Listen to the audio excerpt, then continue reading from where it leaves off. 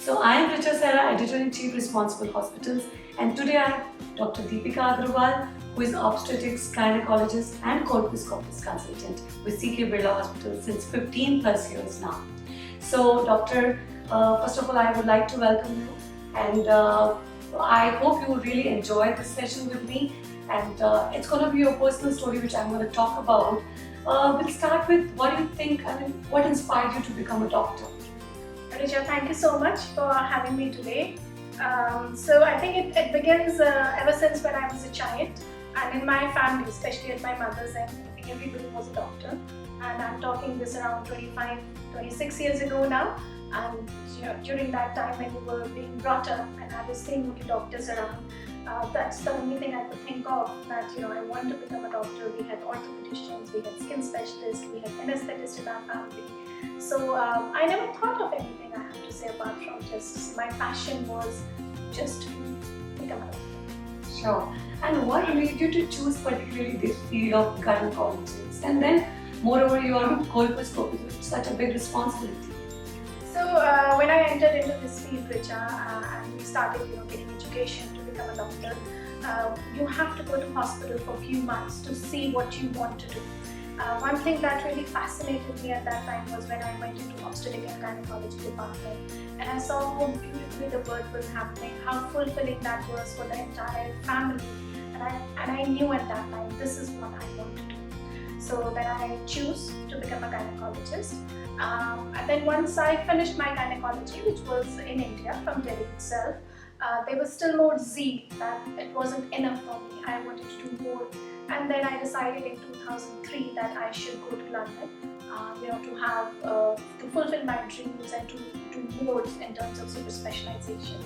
So after going there, apart from being a laparoscopic surgeon, I entered into this field called as colposcopy, and I am a specialized colposcopist from London. This is a particular field where you specialize to identify the cervical cancer and precancerous cells on the cervix. And I think that's what now, ever since coming back to India 3 years ago, I'm trying to establish. We're doing workshops, we're trying to educate the women the importance of having vaccines. That's really great. That's really great. So, doctor, you just mentioned that you came to India just 3 years ago.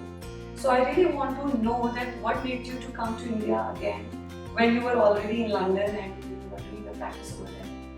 I think if I have to say, there were two reasons for that. So, we lived in London for nearly 14-15 years, and I practiced there as a consultant. So one was our parents were getting old, so we really wanted to come and support them. And secondly, what I thought was that, with all that I have gained over there, I really wanted to come and now serve my country, and that's where my heart always lies.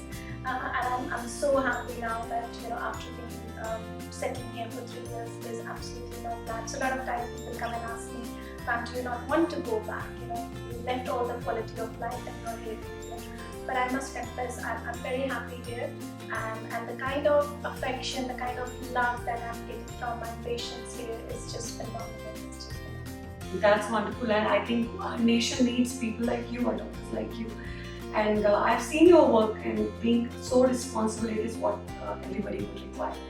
So thank you for that. And I would really like to know who all are there in your family. So it's my husband and my daughter, who is right now 9 years old. So is he a doctor also? He is, or we can say he was a unitologist. Okay. I think at some point of life when we were in London, we kind of thought being unitologist and gynecologist is a good combination, but that may not be workable when it comes to work-life balance, especially having a child. So when we were planning, or when I was pregnant with my daughter Srishti, he decided to enter into pharmaceutical industry, which is still to do with the medicine field. But yes, so he's currently global medical director for one of the Japanese companies. Wow. And how about you have a daughter, right? Yeah. So how about your daughter? How old is she? She's 9 now, and so she's very happy here in India. I don't think so she had any issues settling in. She's made lots of friends, and she's doing very well. So do you also want her to become a doctor like you? But I think both of us feel that let the child decide.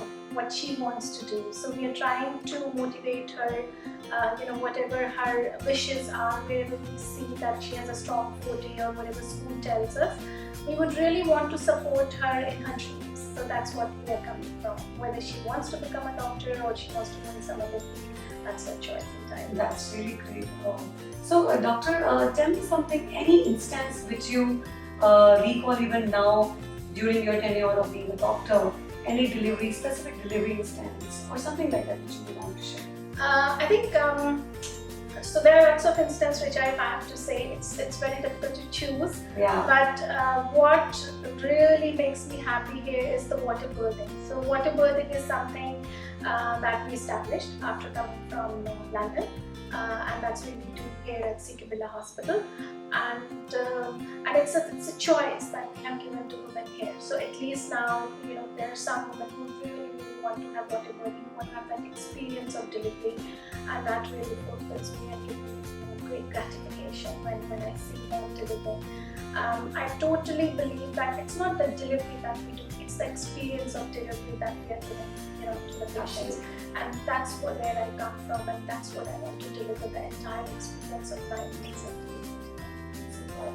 And doctor, tell me, since you just mentioned that being a corpus is such a responsibility, and you just mentioned that what all are the requirements for a woman. So, any message for those women who are doing the screening, because cervical cancer is something which is really, the frequency is really high. I think it's happening in every 10 minutes. So, what do you think? Do you have any message for women so that they can take care of themselves and they can be more aware what's going on? I'm very pleased to see, Richa, after coming back to India and after 14-15 years, that women are very educated, they are very self-conscious, they're very aware, they want to know. And with this all social media and groups and WhatsApp and all, so there is a lot of knowledge that spreads around as well. However, there is still need for women, some women to understand the importance of pap smear. And normally I would see, I get a lot of patients who are coming after the age of 40 when they think that they should be getting this pap smear done, which is for cancer screening or pre-cancer screening, but ideally it should be started from the age of 25. So, through all these medium, like I'm chatting with you today, or sometimes we just do some Facebook videos, or sometimes on YouTube and all that, I do impart them that education. That pap smear is a very simple test. It takes only 2 minutes. It can be done in OPD procedure, and we are actually trying to identify the cancer or pre-cancer, which is fully treatable at that stage. So this is something women must attend. If they need information, they can get from very good websites, or they can just pick up a phone and ask their gynecologist, or even general practitioners. General practitioners should be able to inform them that this is something very important, and every 3 years they should visit from the age of 25. Thank you so much. It was great interacting with you, doctor, and we'll meet again for another story. And I really had a great time with you. Thank you so much. Thank you, Richa. Thanks once again for having me here. Thank you.